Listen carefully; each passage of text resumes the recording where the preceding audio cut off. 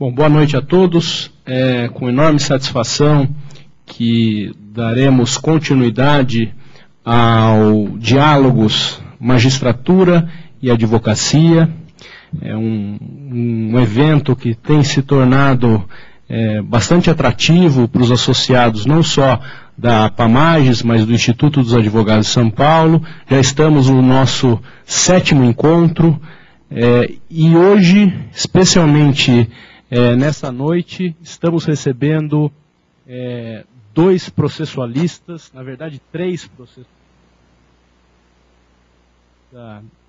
de um convidado especial, o Dr. Antônio Rafael Silva Salvador, desembargador aposentado, conselheiro da APAMAGES, também nos brindando aqui com a presença. Mas eu gostaria, antes de dar início às discussões sobre o projeto de Código de Processo Civil, especialmente no tema de execução hoje, não é? Agradecer mais uma vez a disponibilidade dos associados da APAMAGES, aqui representado pelo professor Olavo. Professor Olavo, que além de um eminente, brilhante magistrado, é um professor de processo civil da PUC de São Paulo, não é? E também agradecer a presença de um grande amigo, ilustre professor da PUC de São Paulo também, mestre, doutor, livre docente em Direito Processual Civil, o professor Cássio Scarpinella Bueno. Então, sem maiores demoras, reitero os agradecimentos em nome do Instituto dos Advogados de São Paulo e passo a palavra, em primeiro lugar, para o Dr. Olavo, para suas considerações iniciais sobre o tema, repito, o tema sobre o projeto de Código de Processo Civil no tema de execução.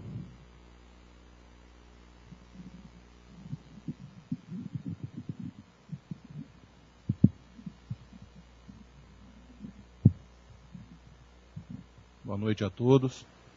Gostaria de cumprimentar todos os presentes, agradecer o convite. Estou entre amigos aqui e estou muito feliz por poder participar aqui deste debate, desta discussão acerca do novo Código de Processo Civil na parte relativa ao processo de execução. Conversando aqui com o professor Cássio, nós deliberamos aí seguir mais ou menos em conjunto com as alterações, mas eu sempre gosto de fazer uma observação inicial com relação ao novo código, no sentido de que ele é o resultado, na verdade, de uma evolução que nós tivemos dentro do nosso processo civil e que acabou fazendo com que nós tivéssemos aí, então, essa atividade legislativa e a opção pela realização deste novo código. A rigor, não há mais que se discutir, me parece, se era o caso ou não no novo código, embora essa discussão seja recorrente, o Código de Processo Civil português foi aprovado no comecinho deste mês agora. Também há essa discussão a respeito da necessidade ou não do novo código, mas o fato é que nós estamos aí à porta da aprovação, pelo menos pela Câmara, O senhor Cássio estava me indicando aqui que o aceno aqui no próximo dia 8 talvez seja votado, Isso faz com que nós tenhamos a necessidade de nos preparar para essas alterações. Observando a estrutura do processo de execução, ele vem previsto, nós temos um novo código com a parte geral e a parte especial, e ele vem previsto na parte especial, onde ele traz lá a parte relativa ao cumprimento de sentença e a parte relativa às execuções de título extrajudicial. Não há alterações substanciais na estrutura do processo de execução, segundo a minha perspectiva. Talvez porque as reformas do processo de execução sejam muito recentes, não tenham ainda completado 10 anos de vida, Então, há alterações substanciais em outros aspectos, questão relativa, por exemplo, à tutela antecipada, né? Uma nova padronização dessa tutela antecipada. Mas no processo de execução existem algumas alterações pontuais que me parecem interessantes aqui, que sejam tratadas, não é? Eu começo aqui, a princípio, para a questão relativa à liquidação da sentença. Continua mantida, né? Mas o que me chamou bastante atenção aqui, principalmente no artigo 523, que trata aí da liquidação, é a admissão da liquidação inversa, não é? Voltando a um instituto também da liquidação inversa, que vem previsto na parte relativa ao processo de execução. E o que me chamou mais atenção aqui foi o parágrafo 3º desse artigo 523, onde ele fala o seguinte, que o Conselho Nacional de Justiça desenvolverá e colocará à disposição dos interessados programa de atualização financeira. Porque uma coisa que eu sempre achei bastante estranha é que cada tribunal ele tem um programa de atualização, não é? Nós vemos no mesmo país, mas aqui em São Paulo, por exemplo, uma decisão da Justiça do Trabalho tem uma tabela de atualização da Justiça do Trabalho, da Justiça Federal, da Justiça Federal, da Justiça Estadual, da Estadual, e que são diferentes, não é? Então, em cada estado, nós temos aí, conforme a legislação, 3, 4 formas de atualização, e isso gera muito problema para o advogado, não é? Então, me parece que essa uniformização, ela vem em boa hora, né? É uma questão de ordem prática, mas que vem realmente em boa hora nessa parte relativa à liquidação. Não sei se o professor Castro teria alguma observação com relação à liquidação.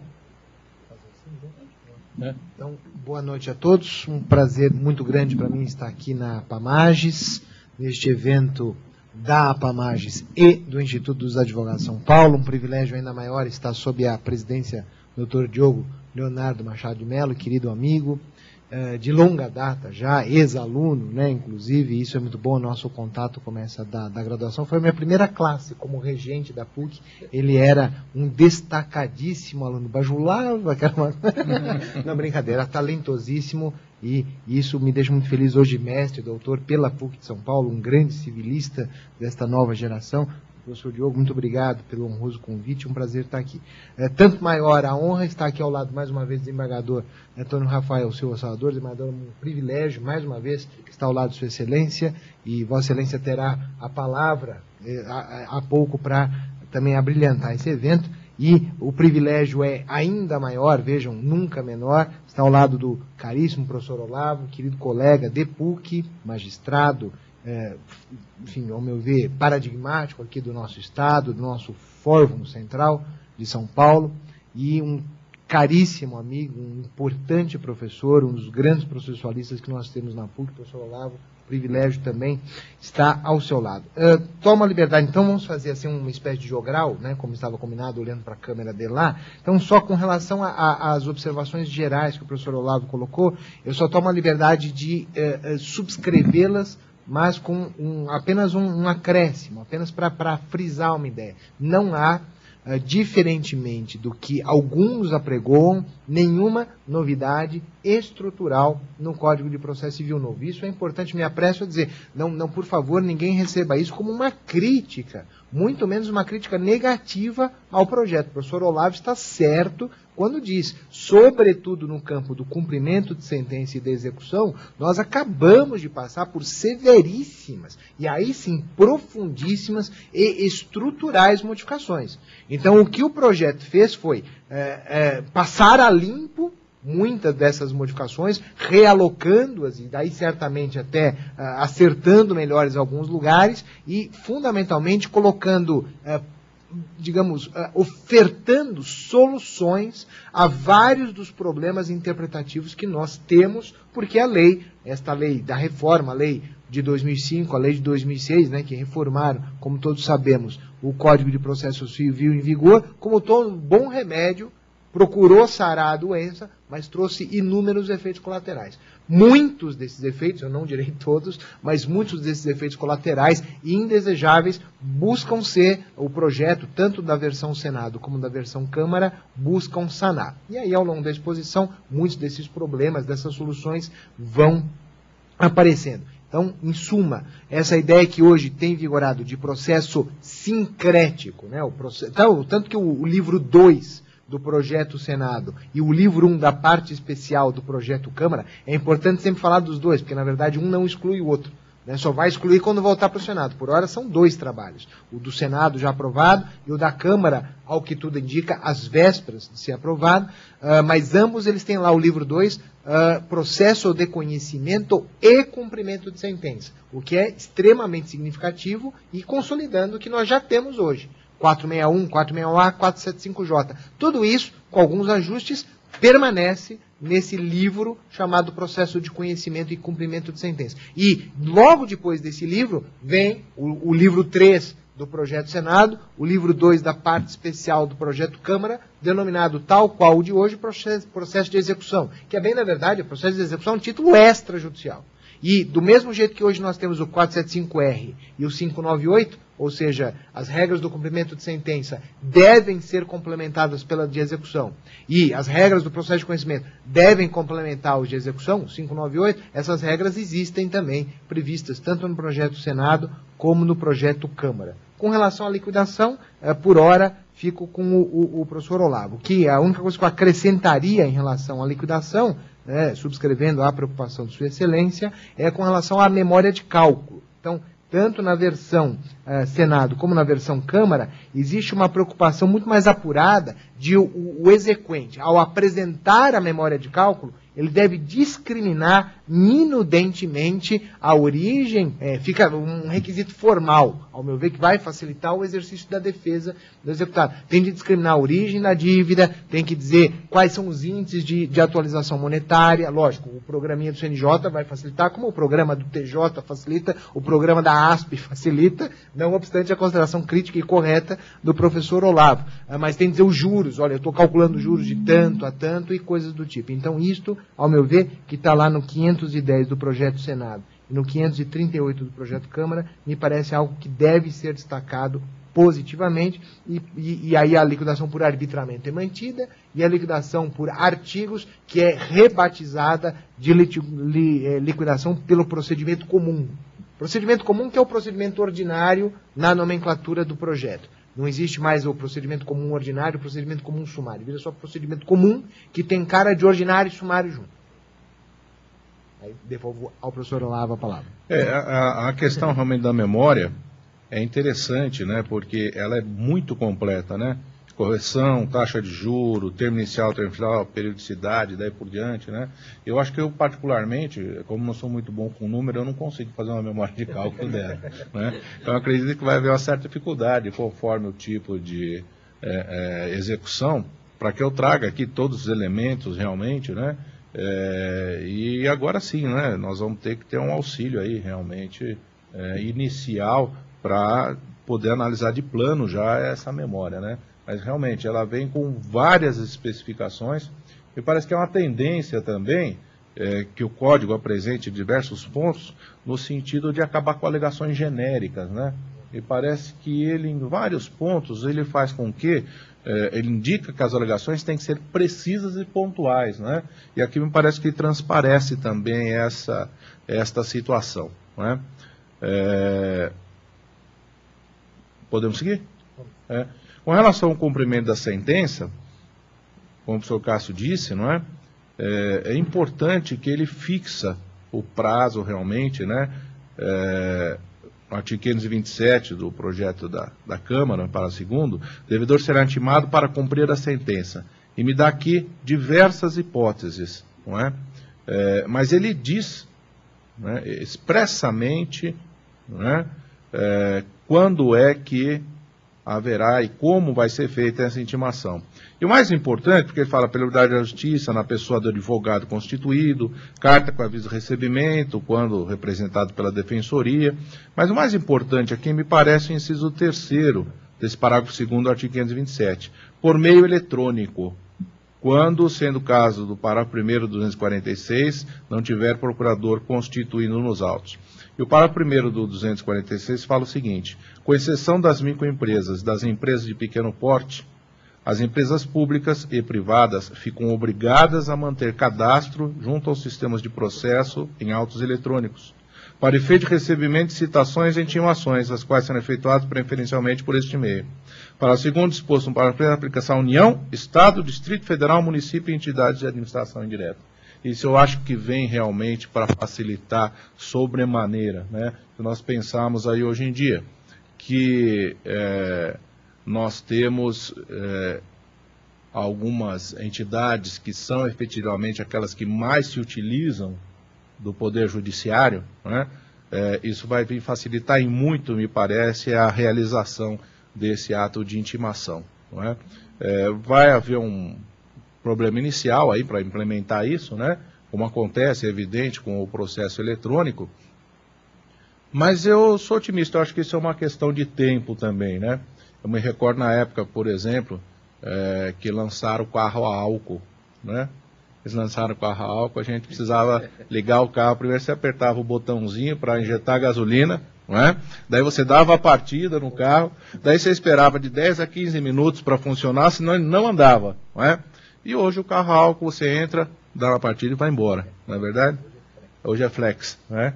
Então, eu acho que o nosso sistema hoje funciona um pouco assim, né? Nós estamos numa fase experimental, mas eu tenho aí muita esperança que ele venha realmente a funcionar de uma maneira adequada, e isso me parece uma evolução, né? Essa obrigatoriedade de manter esse cadastro para efeito de intimação e citação por meio eletrônico, também aqui na parte relativa ao processo de execução. Senhor Cássio?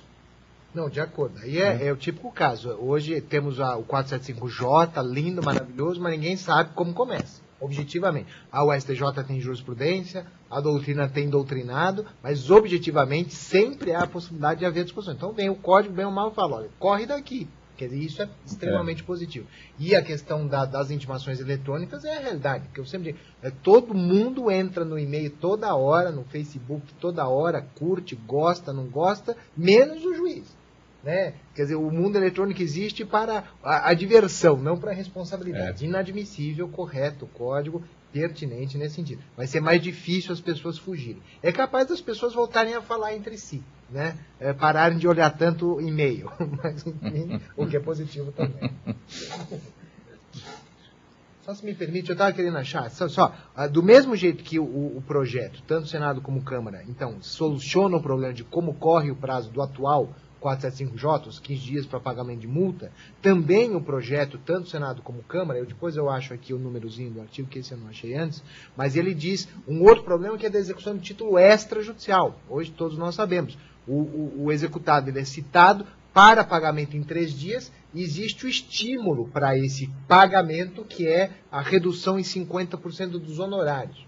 Agora, existe uma discussão importante, mas como é que corre esse prazo de 3 dias? Precisa juntar os autos ao mandado ou não precisa? Vem lá o projeto e resolve o problema, ao meu ver, da pior forma, mas pelo menos resolve, que é dar juntada aos autos do mandado, que é a regra tradicional. Lógico, na prática, os 3 dias vão virar 35 meses, mas é uma outra questão que também no ambiente de processo eletrônico, o dia que o nosso oficial de justiça tiver palme top na mão, que já é obsoleto em termos de tecnologia, isso tudo vai estar resolvido. 3 dias serão efetivos 3 dias e tem que juntar para que o prazo corra. Eu acho que, mesmo que possamos criticar a opção da juntada, é pelo menos um critério objetivo, porque hoje é um problema, o advogado ele incentiva o cliente dele a pagar, mas ele tem dúvidas sobre como orientar. Precisa esperar ou não pode? Qualquer opção que o advogado faça pode amanhã ser criticada. O que é ruim para o advogado e ruim para a efetividade do processo. Lógico, na dúvida, paga logo em 3 dias,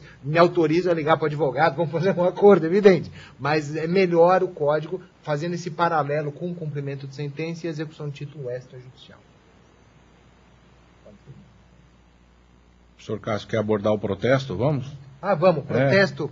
Bom, eu vou protestar pelo protesto. Há um artigo muito interessante, que é o artigo 531 do projeto da Câmara, isto não tem similar lá no Senado, que é a possibilidade de a sentença do juiz, veja, a sentença do juiz, sentença do magistrado, ser protestada. E a explicação oficial disso é que as pessoas têm medo do protesto, que o protesto interfere no direito de crédito, negativa o nome, vem uma série de problemas daí, e então isto seria extremamente positivo para forçar o pagamento. Veja, a ideia pode até ser esta, as motivações podem até ser estas, eu só acho vergonhoso que um país precise protestar uma decisão de um juiz, da autoridade constituída do Poder Judiciário, para que, então, exista este receio, ou melhor, respeito institucional. Agora que a ideia está aí na Câmara, está, e fala-se que o Senado aprovará essa ideia também. Agora, nada melhor do que ouvir o próprio juiz, eventualmente um desembargador, falar sobre o protesto da sua decisão. Ainda tem mais, porque eu falo 531 que é a decisão judicial com trânsito em julgado. Não é? Então, a sentença sem trânsito em julgado, ela não pode, em tese, ser levada a protesto, porque se você traz como requisito o trânsito em julgado, não é? É só a partir de que, ao momento em que ocorreu o trânsito, daí sim. Não é? Ela funciona mais ou menos como funciona a verbação premonitória do 615A, né? O advogado tem que tirar uma certidão por sua conta e risco, vai levar no cartório, vai fazer o protesto. E até é interessante, porque o artigo fala que se houver ação rescisória, o réu pode averbar a rescisória, né? E a qualquer momento que ele depositar o dinheiro, pode haver o levantamento do protesto, né? Eu acho realmente que um tratamento menor, talvez, aí a decisão judicial, né? Então tem realmente esse aspecto negativíssimo, não é? Há uma exceção à regra aqui, porque ele fala em sentença com trânsito em julgado, mas no caso dos alimentos, e aí a norma é impositiva, o artigo 542, fala que o juiz está obrigado, no caso da decisão que concede liminarmente os alimentos, não é? Remeter, se não houver o pagamento, né, independentemente da prisão e das outras formas, ele é obrigado a oficiar para que seja protestada aquela decisão. Não é? Realmente, tem esse aspecto bastante negativo. Mas tem um outro lado também que eu acho interessante, pelo seguinte, porque há muito tempo já, não é? Eu tenho a oportunidade de defender, até muitas vezes os colegas brincam, né, com relação à limitação de direitos no processo de execução. Não é? E aqui eu acho que talvez o tiro tinha saído um pouco pela culatra, né, nesse sentido, porque aqui me dá mais um embriãozinho, além da multa, né, de uma futura defesa da possibilidade de limitação de direitos no processo de execução, porque a remessa do nome ao protesto, ela é uma forma indireta de execução, né, que havia extrajudicialmente, agora transforma essa meio de execução indireta também em determinação judicial. Então dá para trabalhar um pouco essa questão, avançar um pouco mais aí na ideia talvez de no futuro trazer essa limitação de direitos para o processo de execução, não é verdade? De qualquer forma, eu acho que vai pegar, né? No dia a dia, eu acho que vai ser comum o protesto da sentença, né? E realmente, talvez a pessoa tenha mais medo dessa publicidade do que, pelo menos na nossa forma atual, né, onde não tem limitação de direitos, tenha mais medo aqui do protesto do que efetivamente de não efetuar o pagamento, e daí ter um bem penhorado, e ter que alienar, e daí por diante. Não é? O senhor Cássio quer acrescentar? Não, podemos prazo. Deixa eu ver aqui. Se me permite, vai só pegar duas que vêm logo em sequência. Uhum. Então, 2 pontos aqui, ainda olhando o cumprimento de sentença. Então, temos lá a impugnação, né, que é a forma de defesa do executado no cumprimento de sentença, isto é, na execução de título judicial. Ela não depende de prévia garantia de juízo. Essa, ao meu ver, o direito atual não deixa dúvidas sobre precisar da prévia garantia. Ao meu ver, é claro na lei isto é claro na lei atual, 475J, parágrafo 1º. Mas o projeto, tanto Senado como Câmara, faz uma opção expressa em sentido contrário. Podemos até criticar, mas menos mal que a expressa. Então, tanto o 511 do Senado como o 539 da Câmara, dizem com todas as letras que a impugnação não pressupõe prévia garantia de juízo para ser ofertado, o que se justifica, bem ou mal, pensando por outras razões. Afinal, é um exercício de defesa, mesmo que travestida de ação, que estaria condicionada à prévia garantia de juízo, e muitas vezes o devedor, objetivamente falando e de boa fé, não tem o que ofertar para, entre aspas, se defender. É uma questão clássica, mas que, ao meu ver, ela fica hipertrofiada, ela é mais preocupante no ambiente da execução de título extrajudicial e não de uma execução de título judicial, porque, por definição, o devido processo é antecedente. Tá? E com relação ao cumprimento também, aí passo a palavra ao professor Olavo, eu digo isso só porque o dispositivo é o seguinte... isso estava nas anotações do professor Olavo também, na verdade, é o ressurgimento de uma possibilidade, de uma faculdade do exequente que havia, que acabou sendo, ao meu ver, sem querer, sendo revogada pelas leis de 2005 e 2006, mas que ressurge clara e inequivocamente no artigo 512 do projeto Senado, 540 do projeto Câmara, que é a possibilidade de o réu, aliás, até se usa a expressão corretamente, como réu, antes de ser executado, portanto, antes do início da execução pelo credor, ele, réu, comparece para ofertar o pagamento e, eventualmente, discutir uma consignatória com licenças poéticas, o que é interessante e, sobretudo, para fugir da multa, para escapar da multa, pode, e ao meu ver, vai ser bastante usada essa alternativa, até para mostrar que o réu, muitas vezes, age de boa fé e, muitas vezes, quem não age de boa fé na hora de um cálculo, por N razões, será o exequente. Sim, sem dúvida. Realmente houve a revogação da chamada execução inversa, né, nas reformas, mas ela é da tradição no nosso direito. O professor Pontes de Miranda já falava, inclusive, em embargos do credor, como forma de defesa à execução inversa. Havia uma divergência na época, se seria contestação, se não era, se não seria ação de consignação, que se resolveu no sentido que não era ação de consignação, porque na ação não precisa de título, e aqui eu precisaria de título, porque, embora inversa, não deixava de ser execução, não é? Mas eu acho que é um bom instrumento, viu? Principalmente porque, na prática, por vezes, eu já vi acontecer da pessoa não entrar com a execução, né? Principalmente em questões relativas a licitações, quando não quer que a empresa tenha idoneidade financeira, muitas vezes o sujeito compra o débito, né, e mantém a execução em aberto para impedir a questão relativa à idoneidade financeira e assim facilitar a atuação dela em licitação, né? Eu já tive uma vez um caso prático nesse sentido, foi justamente isso, né? E foi promovida à época, antes da reforma, a execução inversa e resolveu, né? Então me parece que é possível realmente acontecer, e foi bom ter voltado, né? Porque ela tem a sua aplicação, não é? E até uma coisa, se me permite complementar, até que a gente estava comentando lá, né? E na verdade, hoje, não que não possa acontecer isso hoje na prática, né? O devedor, ele é angustiado, até para escapar da multa do 475J, ele oferta. Mas aí está toda a discussão que existe sobre a natureza jurídica desta oferta, se é pagamento, se é depósito, se isto, vamos imaginar uma execução provisória, se isso acaba afetando o recurso, né, e coisas do tipo, é melhor que haja disciplina expressa para que o próprio legislador, então, possa valorar aquele comportamento do legislador, do réu, né, do devedor, e com isso deixar absolutamente indene de dúvida qual é a intenção. E, portanto, até, se me permitem, que o diálogo é esse também, do ponto de vista até da advocacia, ou privada, ou da defensoria pública mesmo, lógico, e ainda mais da defensoria, porque o tratamento lá é institucional, como estratégia, na medida em que, olha, não temos defesa, não há mais o que falar, vamos ofertar, então.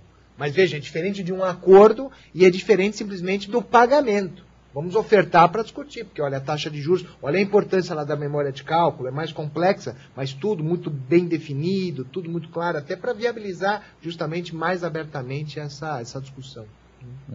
Essa observação até me fez lembrar um outro ponto aqui, que eu havia passado batido, que é no cumprimento provisório da sentença para pagamento de quantia, não é? Porque ele trata, uma das formas é o cumprimento definitivo e o provisório, né? Ele fala que a multa é devida, né? Embora o cumprimento da sentença seja provisório. sobre o que é uma divergência muito grande hoje, um debate muito grande na jurisprudência, se essa multa é devida ou não na execução provisória, né? Então, na versão da Câmara, no 534, parágrafo 2º, ele definiu isso. A multa que se refere, o parágrafo 1º, 570, é devida no cumprimento provisório de sentença. Tá? Então ele definiu. E eu lembrei justamente por conta do que falou o professor Castro, porque ele fala o seguinte no parágrafo 3º. Se o executado comparecer tempestivamente e depositar o valor com a finalidade de isentar-se da multa, o ato não será havido como incompatível com o recurso por ele interposto. Porque hoje em dia ele ainda corre esse risco, né? Ele vai, faz o depósito porque ele fica em dúvida, vai ou não vai incidir a multa na execução provisória. Então melhor depositar, ele deposita, ele fala, não, perdeu o interesse recursal, não é? Então a lei expressa a esse respeito, né? E lá não perde na execução inversa, como aqui também expressamente não perde. Não é? Veio bem nesse sentido aqui para aparar essas arestas, né? A impressão que eu tenho, vendo o projeto, na verdade, na parte do processo de execução, é que nós tínhamos uma prateleira que estava desarrumada no supermercado e alguém foi lá e arrumou tudo, né? Então aqui é isso, aqui é isso, aqui é isso, quer dizer, acertou, né? E aproveitou para tirar alguns produtos que não estavam vendendo no mercado, que não tinham dado certo, na verdade, e substituir por aqueles que haviam feito uma pesquisa de mercado e que o mercado realmente estava querendo, né? Então ele definiu, em alguns pontos ele realmente ele vem definindo e definindo de maneira correta, no meu entender, não é? Que a minha observação com isso é só, aqui é um dos poucos casos em que o projeto, tanto no Senado como na Câmara, vão contra a jurisprudência do STJ. Eu particularmente acho que a jurisprudência do STJ está aqui também errada.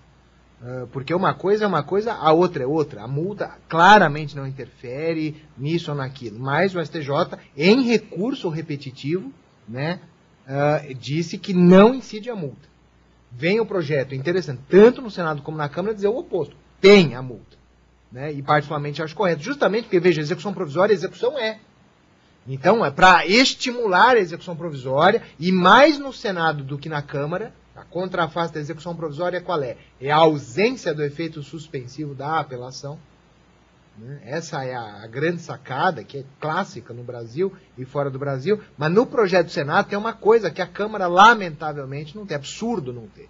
Mas no projeto do Senado, coerente ao anteprojeto da Comissão de Juristas, a apelação não tem efeito suspensivo como regra. Portanto, a execução provisória é regra, legal. Na Câmara, pasmem, senhoras e senhores, Casa do Povo. Isso é o que choca, a apelação passa a ter efeito suspensivo. Porque a Casa do Povo tem medo do juiz da primeira instância.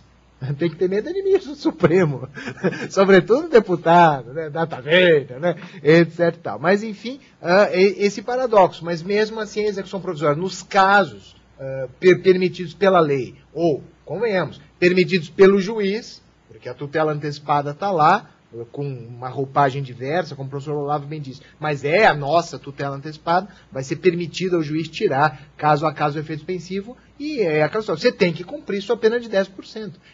Aí que está, são esses mecanismos de coercitivos. E eu reputo muito mais um juiz forte do que depender data máxima vênia de um protesto. Nada contra o protesto e contra o cartório de protesto, mas é a negação da negação. Mas quem controla o cartório é o juiz. Não tem sentido o juiz submeter o seu ato de inteligência máxima para a efetividade a um cartorário. A publicidade judicial, a essas multas ou outros mecanismos coercitivos, como bem disse o professor Olavo, tem que ser suficientes. Ou então a gente precisa ensinar as nossas crianças, desde o primeiro ano fundamental, a respeitar as autoridades constituídas, sejam elas quem forem. Mas começar pelo juiz, né? Isso eu acho fundamental, mas é positivo nesse sentido. Uhum. Posso falar da execução aqui? Fica, à vontade. Então, só para... Porque aqui eu acho que são só duas observações e daí a gente pode ir para as penhoras, que aí tem muita coisinha interessante. Bom, tanto no projeto Senado como no projeto Câmara, há expressamente regulação da execução contra a fazenda pública, fundada em título judicial e em título extrajudicial, para pagamento de dinheiro, o que é algo que vai em consonância, está em consonância com uma súmula do STJ, 279, e ao meu ver, perfeitamente constitucional, a compatibilização de uma execução fundada em título extrajudicial contra a Fazenda, com o sistema de precatórios, trânsito em julgado dos embargos da Fazenda, compatível, ao meu ver, enfim, particularmente sempre sustentei isso doutrinariamente, e, ao meu ver, a lei absorve bastante bem isso, e também algo que pode soar como novidade, mas que não é, porque existem leis esparsas, e hoje com divórcio, separação, enfim, judicial, né, por cartório, mesmo o Estatuto do Idoso, etc. e tal, permite mais do que nunca títulos executivos extrajudiciais com carga alimentar, né? Então, nós temos aqui também uma execução de alimentos judicial, com uma série de aprimoramentos, e, na verdade, a eliminação dessa, que eu particularmente reputo falsa, mas que a prática consagra como verdadeira dicotomia entre CPC e lei de alimentos. Na verdade, é um problema de direito intertemporal, não há dicotomia, porque uma lei revoga a outra, mas não é o que predomina, né, na doutrina e na jurisprudência, mas elimina-se tudo isso, deixando bem claro que prende mesmo, qual é o regime, qual é o prazo de aba 4, mas também há, inclusive com possibilidade de prisão, a execução de alimentos fundada em título extrajudicial. O que, ao meu ver, vai ao encontro dessa realidade normativa que já existe. Ora, eu posso me divorciar em cartório, eu produzo um título extrajudicial, onde há uma verba alimentar de um cônjuge para o outro, comuníssimo na prática, mas eu não tenho instrumento de coerção. Exato. E uma coisa que o projeto da Câmara, ao meu ver, vai um pouco além, corretamente, na minha opinião, em relação ao Senado, é dizer que alimentos é abrangente. Não é o alimento apenas das famílias, mas é o alimento também indenizativo da prisão. É uma coisa interessante, pouca gente fala, né? Na doutrina e na jurisprudência a tendência é ser restritiva, mas, ao meu ver, é correto. A jurisprudência é restritiva a respeito. Mas a lei quer ampliar. Mas, enfim, teremos outras discussões. Realmente, eu acho que está tratando, né, a mesma coisa da mesma forma. Porque se eu faço, por exemplo, uma separação judicial e me comprometo a pagar alimentos para minha ex-mulher um determinado valor, por exemplo, ela tem um título que permite a prisão. E se eu faço um extrajudicial no cartório, não permite? Qual a diferença da natureza de um alimento ou outro alimento? Né? E parece que nenhuma, né? Então não havia realmente justificativa, né? A unificação aí era necessária mesmo. Vamos, só fazer um esclarecimento, é interessante notar o seguinte. Eu fiquei sabendo que era o professor Cássio que vinha falar hoje e ele também, não é? E daí nós fizemos nossas apresentações separadas, né? Mas no final elas saíram mais ou menos iguais, né? Então, né? A gente fala disso o dia inteiro. Então, eu achei muito legal, muito interessante, né? Essa perspectiva com relação a esses apontamentos, né? Aqui no processo de execução ainda, um outro ponto que eu achei interessante, no artigo 801, expressa a possibilidade de renúncia à eficácia executiva, né? Onde fala lá, a existência de título executivo extrajudicial não impede a parte de optar pelo processo de conhecimento a fim de obter título executivo judicial, né? Me parece que sempre onde há uma certa polêmica aí na doutrina e na jurisprudência, é bom que exista uma definição, né, a respeito desse tema, né? Aqui houve essa definição, né, e agora não há mais que se falar, então, na impossibilidade desta renúncia, falta de interesse de agir, porque você vê em decisões aí, entendendo muitas vezes que não há interesse de agir para poder buscar esse título executivo judicial, não é? Na penhora, já começando a falar da penhora, né, começa a falar, infelizmente, da retirada do parágrafo 4º do artigo 849, que admitia a penhora de salário, né? Não era a penhora de todo o salário, o mecanismo é ininteressante, né? A primeira vez que foi vetado isso, que já foi na reforma de 2006, né? O veto veio sem uma explicação maior também, né? E o mecanismo é interessante, porque ele deixa um certo valor, até um certo valor, impenhorável. E acima daquilo penhora parcialmente, não é? E normalmente esse valor é alto, né? Se discute 20 salários, 40, 20 salários, né? Acima disso 40% do que exceder, ou se é um pouco mais, ou os valores na verdade não são tão importantes. O importante é o mecanismo, né? Porque realmente ele preserva, me parece, aquilo que é necessário a manutenção da pessoa vem de acordo com a estrutura da penhora, né? Hoje, quando se fala lá em bens absolutamente impenhoráveis, o absolutamente, me parece, já saiu faz tempo dali, né? Porque eu tenho tantas exceções às situações, né? Fala lá, bens que não forem, bens de alto valor, né? Critérios axiológicos, valorativos, não é? E vinha de acordo. Infelizmente, foi realmente retirado, não é? E aí eu faço uma outra observação, uma crítica, né? Existe a proibição legal, não é? Então me parece que não é possível um magistrado, embora sejam várias as decisões a esse respeito, determinar a penhora de salário quando é expressa, né? A não ser no caso de alimentos, por exemplo, que aí há uma exceção à regra, né? Mas determinar que se faça sem o dispositivo legal, né? Na minha opinião, pelo menos, não é? Senhor Cássio? Concordo com a pertinência das observações e lamento, né? Porque no fundo é tudo impenhorável, o bem de família é impenhorável, tudo aquilo que guarnece a residência é impenhorável, a não ser que você consiga provar que o crédito é para compra, mas hoje em dia isso vai ser uma alienação, vai ter um documento. Então, fora isso, a jurisprudência do STJ, data máxima vênia, é extremamente benéfica para o executado, o salário é impenhorável, então isso estimula, ao meu ver, simplesmente o total descrédito, total desconfiança, total calote institucionalizado, o que para um bom economista basta para um colapso do sistema financeiro, porque só paga no fundo quem quer, e paga muito para fechar a conta daqueles que não pagam. Então, particularmente, advogo essa ideia de que seria importante, e aí a fórmula poderíamos pensar como estava, aliás, várias propostas nesse sentido, mas que aí politicamente essa é uma questão extremamente complexa, dificilmente vai passar no Congresso Nacional, seja no Senado, seja na Câmara, e bem lembrado aqui pelo professor Olavo. Isso já estava até num projeto de lei lá de 2006, a Lei 11.382, e na hora da promulgação, foi até votado, caiu no veto presidencial. Como a penhora de mansão na época caiu no veto presidencial Quem também. Quem tem mansão no Brasil? Agora, essa questão do salário, veja bem uma coisa, eu tenho minha casa, que pela lei 8.009 é impenhorável, né? Se é a única casa, né? Eu tenho meu salário, que é impenhorável. Eu tenho minha aplicação na poupança, até um determinado limite, que é impenhorável. Eu tenho os bens que guarnecem na minha residência, se são aqueles bens critério de essencialidade, essencial ao dia a dia da casa, é impenhorável. Vai penhorar o que se eu não quiser pagar? Não pode. Né? E não tem limitação de direito. Patinha é impenhorável, teclado é impenhorável, violão da barba é impenhorável. Outro dia eu vi lá um edital aqui no Central, eu tive até saudade. Tava lá, foi penhorável, o juiz deixou, não me lembro que juiz que é, mas corretamente deixou penhorar a eletrola do Barba Papa. Que era uma coisa que a minha irmã, nem eu, mas a minha irmã tinha quando era pequenininha.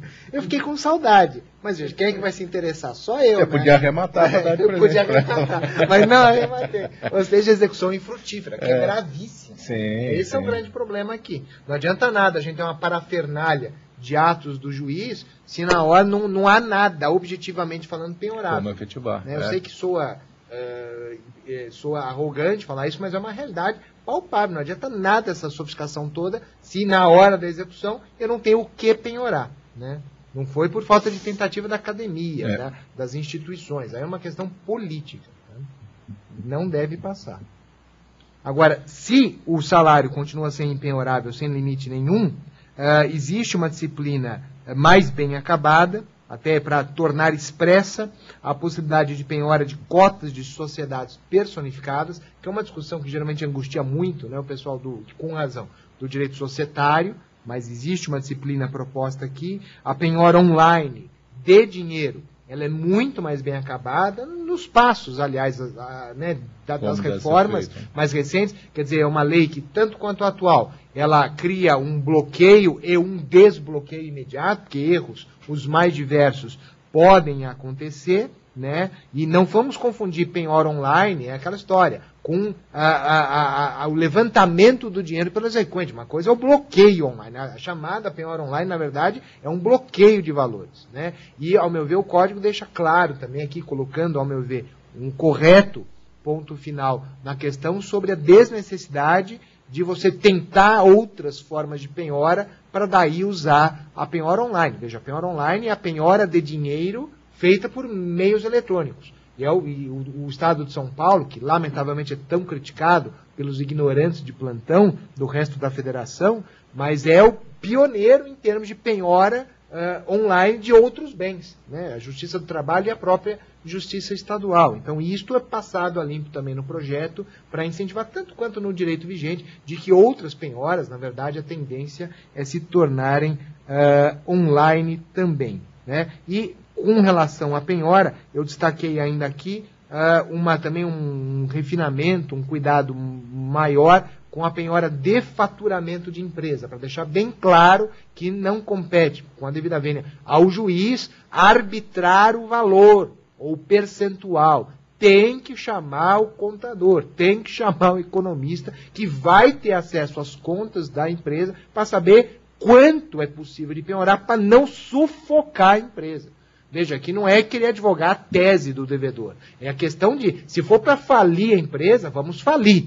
Se vamos pedir uma recuperação judicial, vamos pedir uma recuperação. Isso não é o que está no Código de Processo. Isso é penhora de faturamento. Então, é quanto do faturamento eu consigo atribuir ao meu credor sem sufocar a empresa para que ela possa produzir as riquezas e simplesmente isso. Então, veja, essa disciplina já existe, mas é aquela história. Às vezes precisa passar limpo, deixar mais claro, para que isso possa ser mais bem aproveitado, mais bem usado.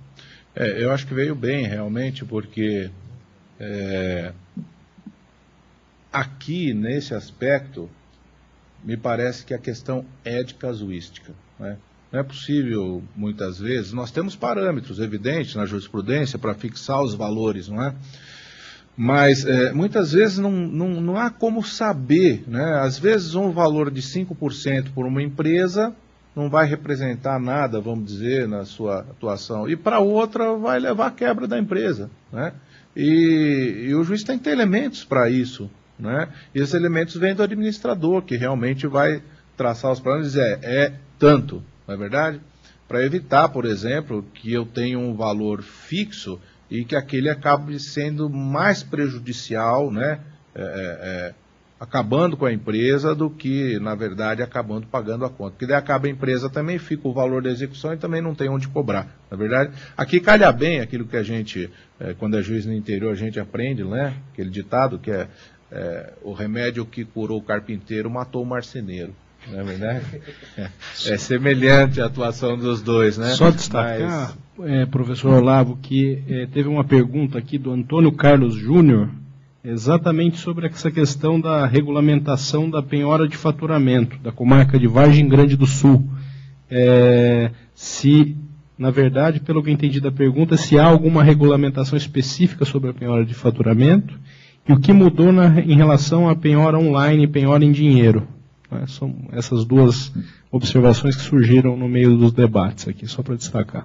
São essas questões, né, que o senhor Castro levantou. E agora vem regrado realmente, né?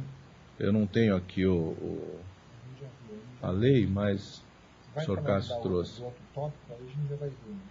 Tá. Feito suspensivo. Com relação à penhora online, está lá no 810 do projeto do Senado, 870 do projeto da Câmara. O que muda aqui é o estabelecimento de um contraditório estabelecido na lei, após feito o bloqueio pelo juiz. Ele requer o bloqueio via Bacen-Jude, aí nenhuma novidade, porque isso, né, enfim, até porque isso é um ato administrativo, né? Mas é necessário aí intimar o devedor para que ele possa, então, arguir o que for, inclusive a penhora indevida, a penhora em conta-salário, etc. e tal. E deixa-se mais claro aqui, até o próprio título, né, penhora de dinheiro em depósito ou em aplicação financeira. Até que é uma discussão hoje, mas se é caderneta, por que não pode aplicação? E aí é uma opção política. Caderneta é caderneta, porque essa caderneta ela é uma forma de o governo federal incentivar o depósito em caderneta, porque ele usa o dinheiro de caderneta para programas sociais e não necessariamente usa dinheiro em aplicações financeiras. Aliás, não usa mesmo, né? Então, e até o depósito de caderneta, que hoje é 40, passa a ser 30. Baixa para 30, tanto no Senado como na Câmara, porque a gente está no Brasil, né? Todo mundo está cheio de caderneta por aí, e até questões tipicamente brasileiras. Não, mas eu tenho 10 cadernetas de 40 salários, as 10 são impenhoráveis? Resposta, Com certeza não. Uma é impenhorável, as outras 9 são penhoráveis. Com relação à penhora de faturamento, o que eu destacaria, e a penhora de faturamento vem no 821 do Senado e 882 da Câmara, tá? Mas o que é, assim, ao meu ver, importante em termos de novidade com o direito vigente é ela se tornar efetivamente não preferencial. Então, eu leio o texto, tanto do 821 como do 882 são iguais. Se o executado não tiver outros bens penhoráveis ou tendo-os, estes forem de difícil alienação ou insuficientes para saldar, o juiz poderá ordenar a penhora. Isso não está claro no direito de hoje. Então, aqui passa a ser uma forma de penhora não preferencial. Por quê? Porque ela é agressiva à empresa, ela sufoca a empresa. E aí vem o que já está no direito de hoje. Não é o juiz que arbitra 5% ou 50%. É o que é chamado na lei de administrador depositário, que vai ser um contador, um economista, que de posse dos livros da empresa vai dizer quanto é possível faturar para permitir o funcionamento e um eficaz pagamento ao devedor. Que aí essa dicotomia é importante, que é a solvabilidade, o bom funcionamento da empresa e, ao mesmo tempo, geração de riqueza suficiente para pagar em pequeno prazo o exequente. Né? Isso está lá, 821, 882. Não, penhora não tenho mais observação. Não, só com relação à penhora, quer dizer, né, o resultado último da penhora, minha última observação é sobre o leilão eletrônico. Então, existem, enfim, uma vez penhorada, as formas de alienação. Então, com relação à adjudicação, tudo mantido e o principal esclarecido. Qual é o momento da adjudicação? Nós não temos isto hoje no Código e é uma desgraça, porque nunca ninguém sabe quando pode adjudicar. Ninguém sabe se perdeu o prazo ou se esse prazo nem começou a correr. Então também fica uma coisa não tão perfeita, mas é 5 dias depois da última intimação. E lógico, a discussão vai ser, mas qual é a última intimação que permitirá a adjudicação? Né? Mas menos mal, né? Vamos ter um parâmetro. Depois, não requerida ou não pleiteada a adjudicação, tanto quanto hoje. Alienação por iniciativa particular. Tá? E aí até os tribunais têm as suas resoluções, as suas programações, nenhuma novidade digna de destaque. E depois, se não possível, se não requerida, leilão.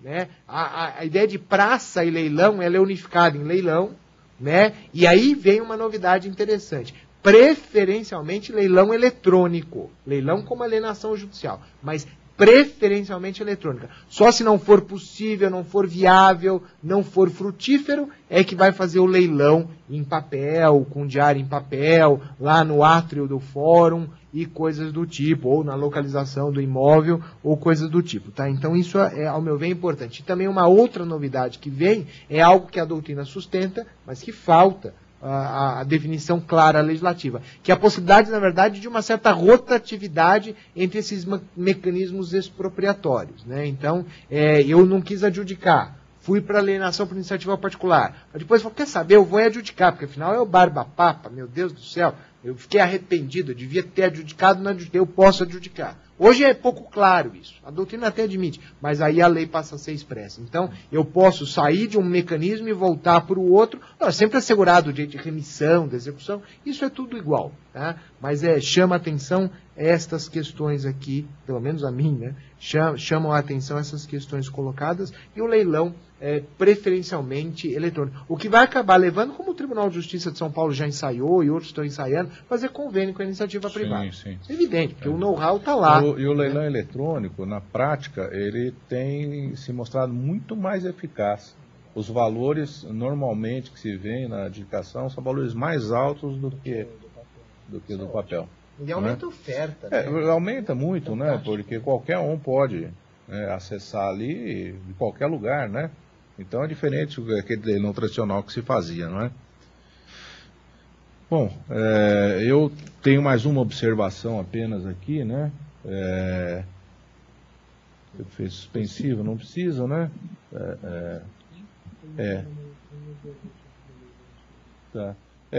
A minha última observação aqui seria com relação à prescrição intercorrente, né? Artigo 937, que fala da suspensão da execução, fala que suspende a execução quando a execução não possui bens penhoráveis, não é? Mas daí ele vem, nos parágrafos, ele vem delineando como que vai acontecer quando não existirem esses bens penhoráveis, né? Então, nessa hipótese, o juiz vai suspender a execução pelo prazo de 1 ano, durante o qual não ocorrerá o prazo de prescrição. Então, ele já fala em prescrição, não é verdade? Qual prescrição, se já entrou com a ação? É a prescrição intercorrente, né? Então, admite expressamente aqui a possibilidade da prescrição intercorrente, não é? Mas ela fica suspensa de 1 ano para que o exequente possa, eventualmente, localizar bens penhoráveis ali, né? Se não for localizado, parágrafo 2º que daí fala que o juiz daí vai determinar o arquivamento dos autos, não é? Decorrido este prazo de 1 ano e determinado o arquivamento dos autos, começa a correr o prazo, daí ele fala expressamente, de prescrição intercorrente, né? Depois de ouvidas as partes, por ordem de ofício, interessante, porque o juiz, depois de ouvidas as partes, poderá, de ofício, né, reconhecer esta prescrição e extinguir o processo. Então, me parece que realmente ele traz aí essa ideia que já é hoje corrente, né, tanto na doutrina quanto na jurisprudência, essa possibilidade. Agora, de se lamentar que ele não regulou os prazos prescricionais, ele não regulou mais nada, né? Então, essa discussão ainda vai continuar a ocorrer, né? Ele fala quando que começa a correr a prescrição, né? Mas ele não me dá aqui parâmetros com relação efetivamente a essa prescrição. Como nós vamos mudar? Mas a jurisprudência fala alguma coisa? Fala, realmente. Só que nós vamos mudar o código, não é? Se nós vamos mudar o código, provavelmente a jurisprudência nós vamos ficar numa certa incerteza com relação à aplicação ou não dessa jurisprudência, que foi toda elaborada sob a égide do código anterior, né?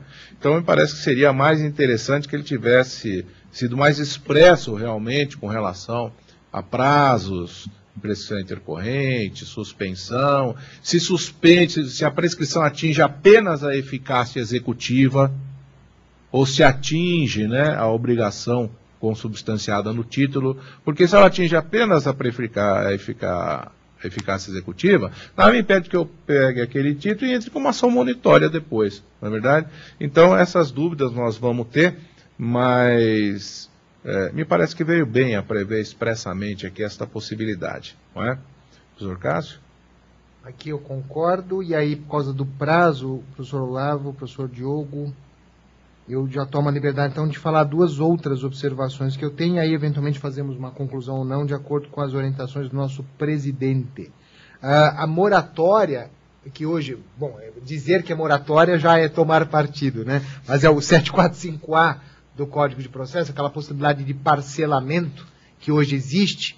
Na versão do Senado, a versão do Senado ela mantém o que nós temos hoje, né? E, lógico, com algumas dúvidas não pequenas que existem hoje. O projeto da Câmara toma partido sobre a questão e muda, na minha opinião, aquilo que é mais correto sobre se entender na atualidade sobre o assunto, mas também nenhum problema, porque isso não é constitucional nem inconstitucional. Então o legislador faz o que quer, transformando aquilo, na verdade, não numa moratória, mas na verdade num acordo meio que forçado. A gente precisa ver qual é a figura direito, porque não é propriamente um acordo, mas não caberá ao executado simplesmente ofertar 30% e se comprometer ao parcelamento, mesmo com juros de 1% ao mês, o que não é pouca coisa, porque é sem risco, hoje nenhum investimento financeiro te dá nem perto disso, e com risco enorme, mais correção monetária. Porque o exequente, diz o projeto, vai poder se opor, simplesmente porque acha injusto, né? Data máxima vênia,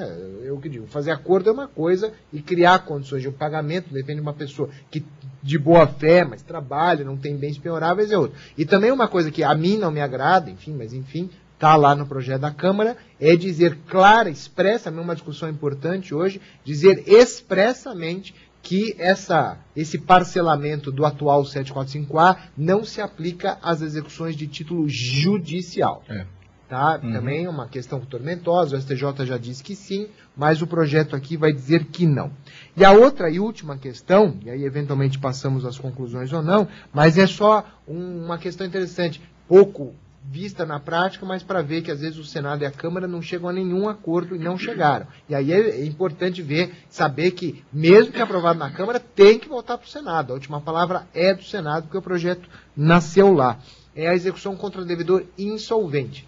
O Senado, ele propõe a extinção dos 40 artigos hoje em vigor, extremamente complexos e que afugentam aquilo do dia a dia, né?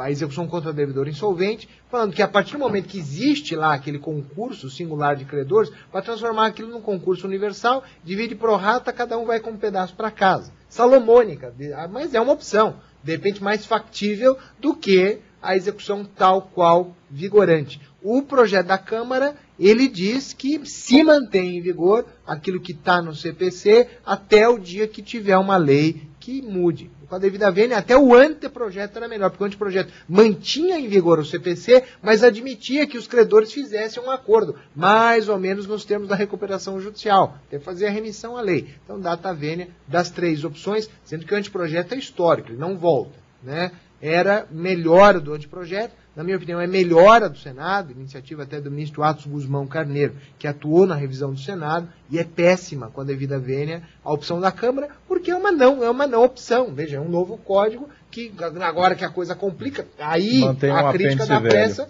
mantém um apêndice. E aí, por isso, a gente já tem o 1218 do Código atual, que, pelo amor de Deus, dá até medo. E é interessante ver que a Câmara avançou nesse 1218, criando protestos a bordo, regulando o Tribunal Marítimo como título executivo extrajudicial e coisas que ainda hoje são reguladas, ora pelo Código de 39, ora pelo Código Comercial de 1850. Né? O pessoal do societário está lá, correndo atrás do prejuízo também, mas isso já está tudo aqui. Né? E o pior é que você vai ter 2 projetos aí, um revogando o outro. Mas, de qualquer forma, é interessante a Câmara, ela avança, ao meu ver, corajosamente, por uma especialidade do direito pouco comum para onde não tem praia, em Santos sim, Vitória, Rio de Janeiro sim, né, onde tem porto, onde tem tribunal, onde há especialistas importantes da matéria, mas não avança numa execução contra devedor insolvente, mesmo que está dialogando com a lei atual de recuperação judicial.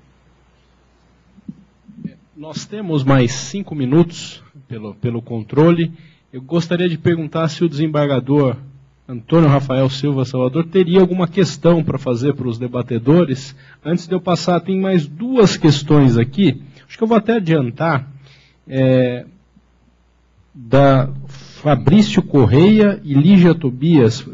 Fabrício Correia de Lins e Lígia Tobias de Campinas, da comarca de Campinas. Uma pergunta, até de uma observação do doutor Olavo, a respeito de uma possível responsabilidade civil do magistrado em torno de um protesto de sentença anulada de ofício por erro material. Não daria espaço para essa configuração de responsabilidade civil do magistrado?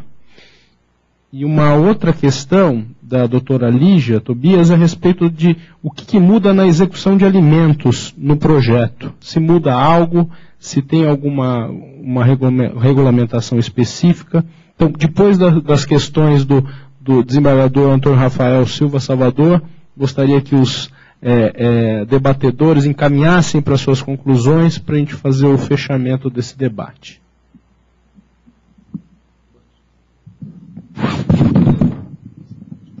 Em primeiro lugar, permitam todos que eu diga que aqui estou representando a APAMAGES e feliz por ver como nós pudemos um dia com o IASP trazer aqui algumas pessoas que eu respeito demais, considero demais e estimo demais.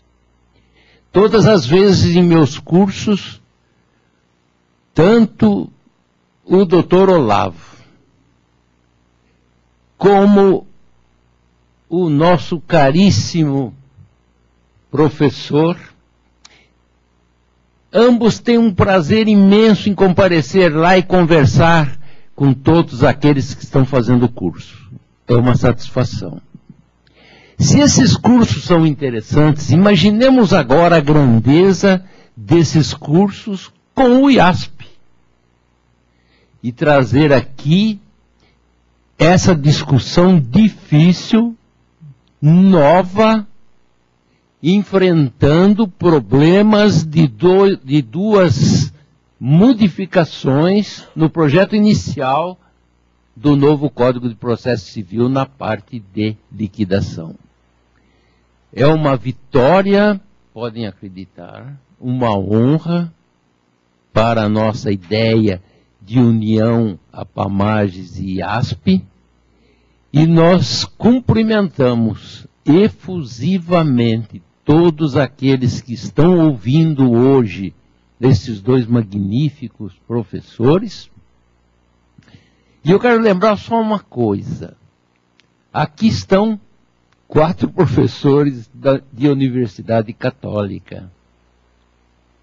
Eu também leciono na Universidade Católica de Santos e me ligo demais à Universidade Católica de São Paulo por uma razão importante.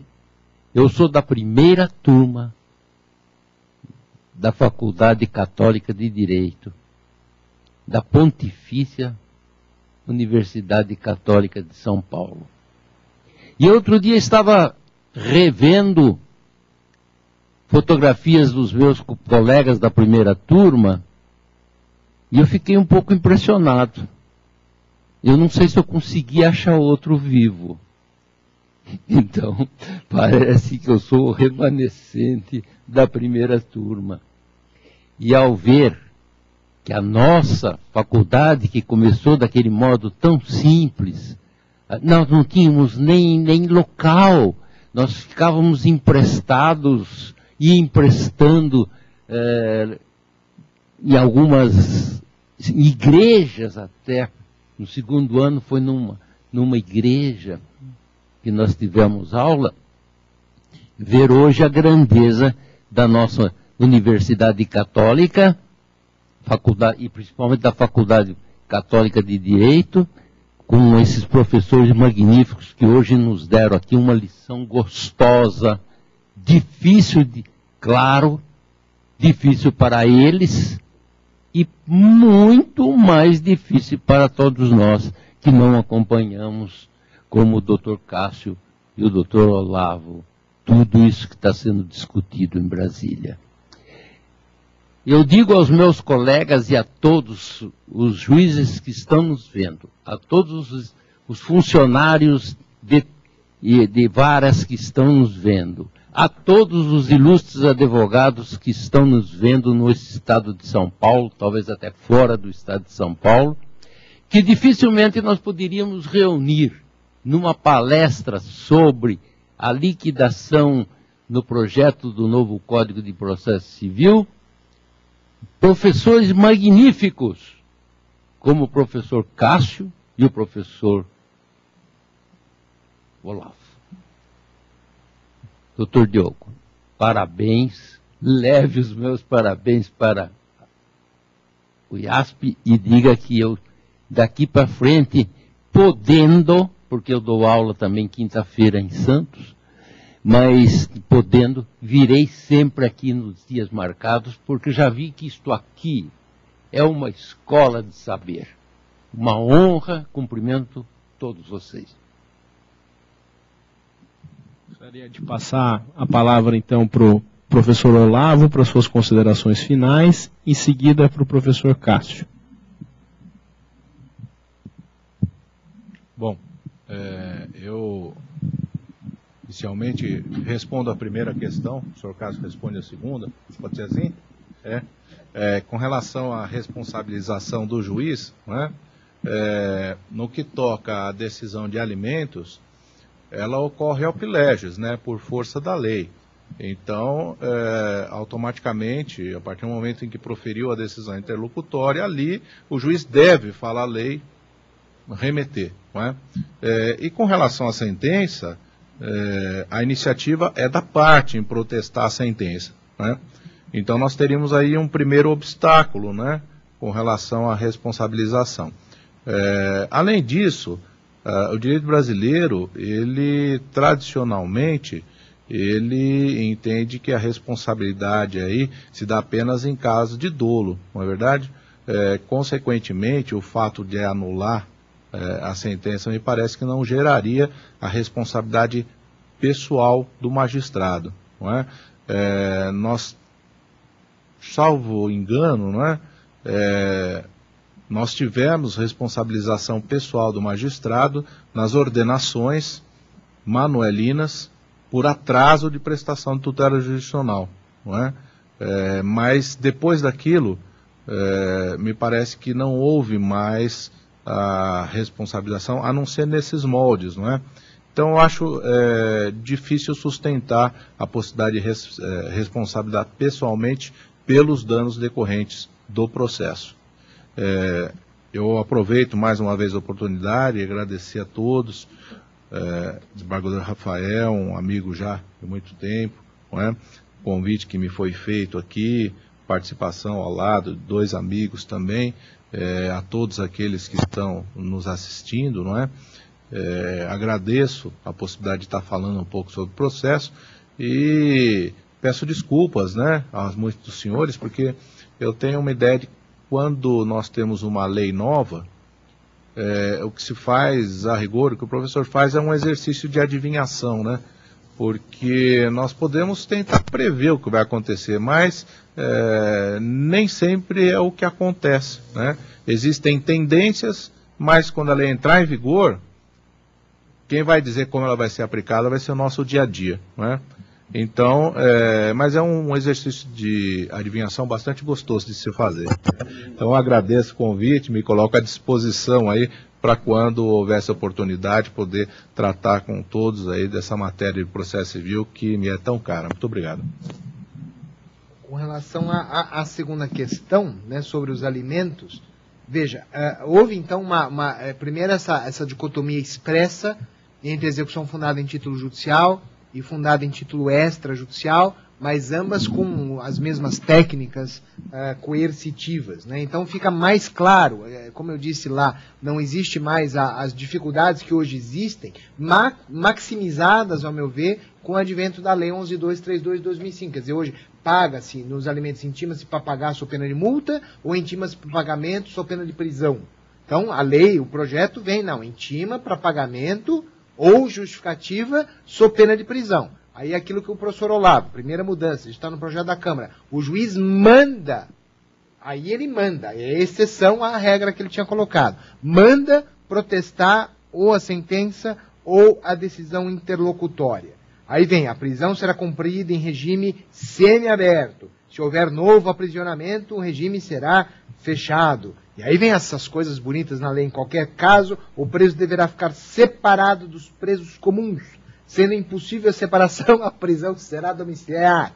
Né? Então são coisas que vão se pondo, né? Porque isso não está claro nem na lei de alimentos, nem no Código de Processo Civil, então vai regulando. Depois, toda a questão do desconto em folha, ele é previsto, é mantido, sem maiores dificuldades, e a possibilidade também, se não der certo a prisão, nenhum desconto em folha, aluguéis, etc., vira uma execução por quantia certa, sem problema nenhum. Depois vem 517 do Senado, 545 na Câmara. Aquilo que eu havia falado, aplica-se os alimentos definitivos ou provisórios, independentemente de sua origem.